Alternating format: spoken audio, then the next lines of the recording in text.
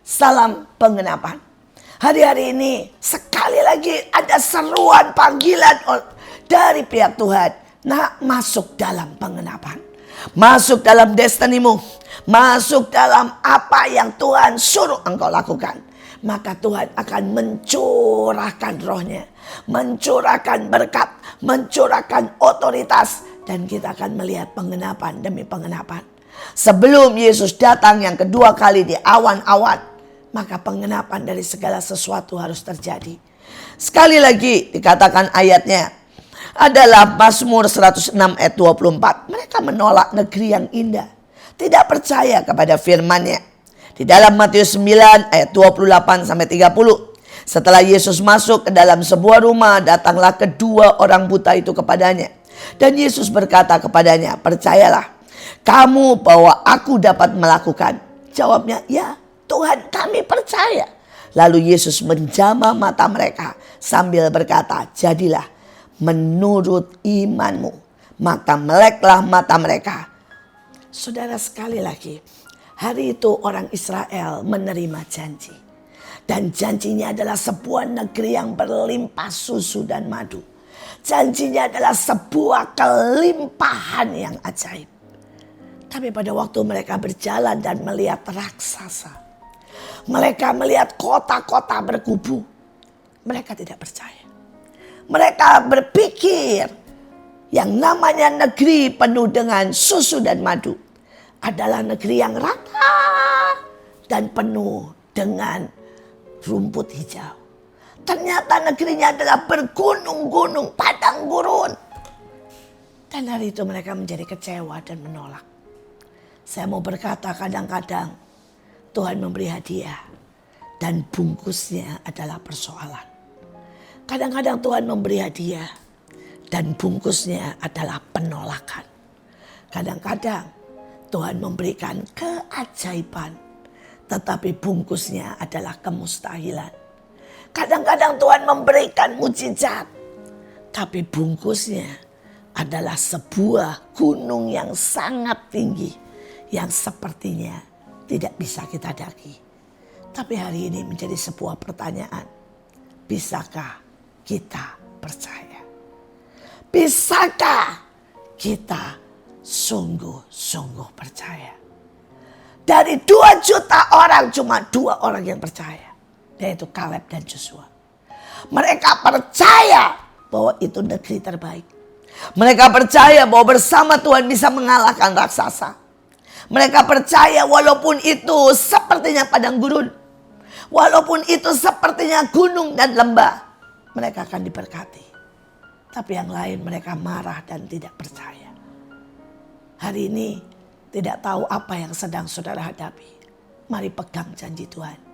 Jangan melihat kepada kenyataan. Saya hari itu berangkat ke Belanda. Dan Tuhan berjanji akan buat kegerakan besar di sana. Tapi pada waktu saya sampai, saya lihat semua gereja kosong. Bahkan adanya cuma 3-4 orang tua, umur 70 tahun ke atas dan tertidur di gereja. Saudara, hari itu saya mencoba pergi dari satu tempat ke satu tempat mencari tempat ibadah. Dan tempat ibadah kosong, saudara. Dan saya berkata, bagaimana Tuhan mau membuat kegerakan? Dan hari pertama saya sekolah, saya sudah diajak untuk Samen Wonen, Samen Leven. Ketika saya datang di Amsterdam, saya diajak jalan-jalan ke tempat pelacuran terbesar. Dan saya dikatakan, hati-hati. Kalau ada ini adalah tempat penjualan narkoba. Hari itu sepertinya Tuhan salah tempat. Tuhan membawa saya ke tempat negara paling bejat. Seluruh dunia belum mengakui prostitusi bebas. Belanda sudah mengakui. Seluruh dunia belum mengakui narkoba dibebaskan. Belanda sudah membuatnya. Tapi percayakah saudara, jalannya bukan jalanmu. Kehendakmu bukan kehendaknya. Ketika saya belajar untuk berkata, oke Tuhan, apa bagian saya? Dan hari itu Tuhan cuma mulai berkata, kelilingi apartemen di mana kamu tinggal. Saudara, itu apartemen sangat najis, kotor. Itu apartemen tempat jual narkoba, tempat orang 7-Eleven. Saudara, 24 jam ada video porno. Kan Tuhan cuma bilang, kelilingi apartemenmu. Mari lakukan bagian kita. Saya mengelilinginya. Dan malam itu tiba-tiba angin badai bertiup. Seringkali jawaban Tuhan bukanlah angin sepoi-sepoi. Seringkali jawaban Tuhan bukanlah tiba-tiba datang berkat. Tapi jawaban Tuhan bisa datang dalam badai. Malam itu badai mengerikan, saudara. Dan tiba-tiba angin sangat kencang. Membuat apartemen itu bunyi. Karak, karak, karak. Saya pikir rubuh. Dan kemudian saudara, dari atas sampai ke bawah itu terbelah 2, saudara. Sampai di kamar saya itu 5 cm terbuka temboknya. Tapi ada pengumuman, semua tetap tinggal, tidak boleh keluar. Karena kalau kita keluar dan lari justru akan menyebabkan kehancuran. Semua tinggal dan besok turun pelan-pelan diatur. Saudara, kami tetap tinggal malam itu. Beberapa mungkin tidak bisa tidur. Tapi sekali lagi karena saya percaya kepada Tuhan, saya tidur dengan nyenyak. Dengan tembok di depan mata saya terbelah 5 cm. Singkat cerita, saudara, kami dipindahkan. Dan sejak itu gedung itu direnovasi. Dan tidak boleh ada 7-Eleven, Saman-Wonen. Tidak boleh ada narkoba, tidak ada boleh video porno. Dan tiba-tiba terjadi begitu banyak hal. Tuhan berkata, mulai ajak siapa saja yang mau untuk berdiri di jalan-jalan dan mulai bersaksi. Dan kami lakukan itu, tiba-tiba saudara, ada sebuah kegerakan yang mendatangkan pertobatan yang luar biasa. Ujungnya saya melihat lawatan. Ujungnya saya melihat kegerakan. Ujungnya saya melihat apa yang Tuhan janjikan. Tetapi memang seringkali bukan seperti yang kita mau.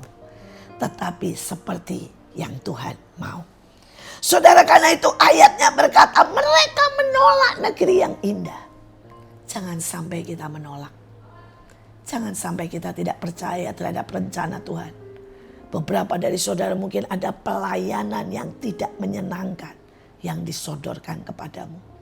Beberapa ada jodoh yang sepertinya tidak selera saudara. Ditaruh Tuhan di depanmu. Sebagian ada tawaran Tuhan untuk pergi ke daerah. Untuk memulai sesuatu yang baru. Di tempat yang sama sekali tidak favorit. Bisakah kita berkata ya? Dan kita akan melihat pengenapan. Kita akan melihat janji Tuhan. Kita akan melihat mujizat.